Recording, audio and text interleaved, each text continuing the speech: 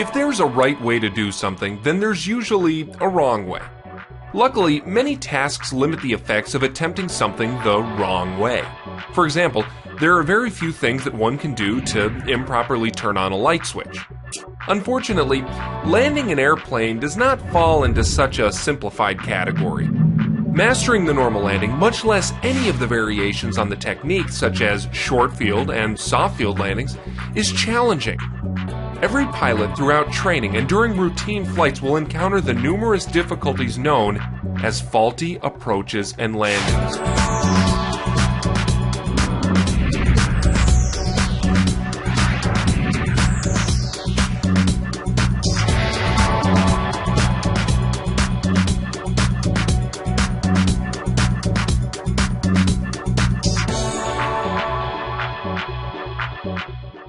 While this video will contain content on how to recognize and recover from a variety of situations, one cannot stress enough the importance of recognizing when to perform a go-around.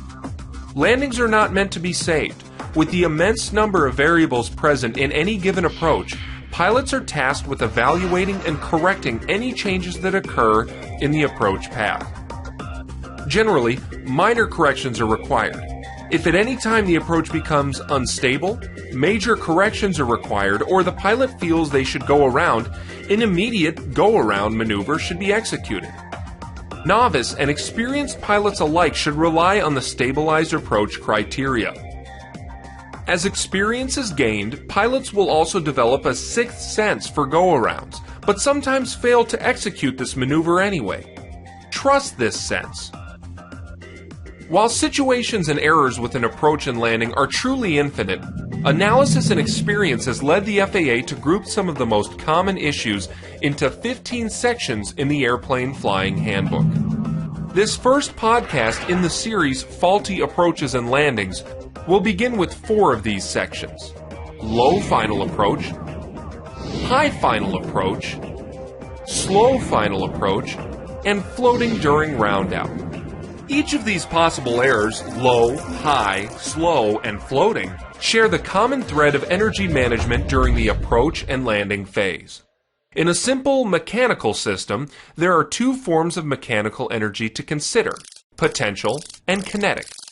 According to the law of conservation of energy, energy cannot be created or destroyed, but it can be transferred between types of energy. No system is perfect in terms of these conversions. Potential energy is the energy of position, the aircraft's altitude. Kinetic energy is the energy of motion, airspeed for the pilot. In a perfect system, the sum of these 2 forms will equal the total energy available. Glider pilots absolutely live by the knowledge that a pilot can exchange airspeed for altitude or altitude for airspeed. Because of the energy expended during the production of lift and overcoming drag, these exchanges are not perfect, and there will always be a net loss in energy available for altitude and airspeed over time. In a powered aircraft, the engine converts the energy stored in fuel into mechanical energy to make up for these losses during level flight. During the approach, the pilot is controlling the exchange of energy so that kinetic energy directed towards the ground is at a minimum when potential energy reaches 0, which would basically be when the aircraft contacts the ground. To do this, the pilot controls drag, or the configuration, power, airspeed, and altitude. Although situations are limitless, there are a finite number of tools the pilot can work with: pitch, power, and flaps. With this in mind, let's analyze some of the situations a pilot will face relating to energy management. The Airplane Flying Handbook mentions a number of reasons why the pilot could be positioned well below the proper final approach path: base leg too low, insufficient power, landing flaps extended early, misjudged wind. Loss of obstruction clearance and the inability to make the runway are 2 major hazards of flying too low of an approach. If a pilot attempts to recover from this situation incorrectly, it could also result in a low altitude stall.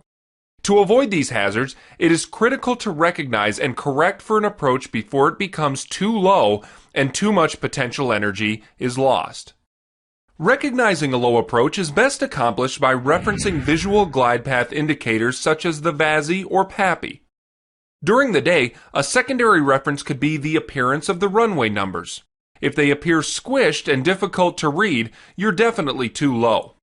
If the runway lacks these references, then it's important to know from experience how the proper glide path appears and the altitudes and distances expected during the approach. While I personally preach using an aim point, this reference will not directly tell you if you are high or low. It will only indicate if you are flying to a specific spot on the runway. If the aiming point rises in the windscreen, the aircraft is flying short of that position. Trust your instincts and do not hesitate to go around if necessary.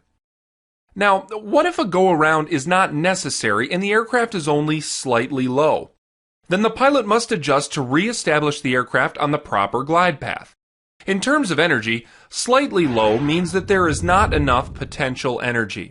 To fix this, energy must be exchanged and added to get back to the proper glide path. Because the aircraft is on the back side of the power curve, speed will decrease rapidly for any increase in pitch. To account for this, power should be increased for any increase in pitch. Even if speed is just slightly high, there will likely need to be an increase in power, even if it's only a small increase.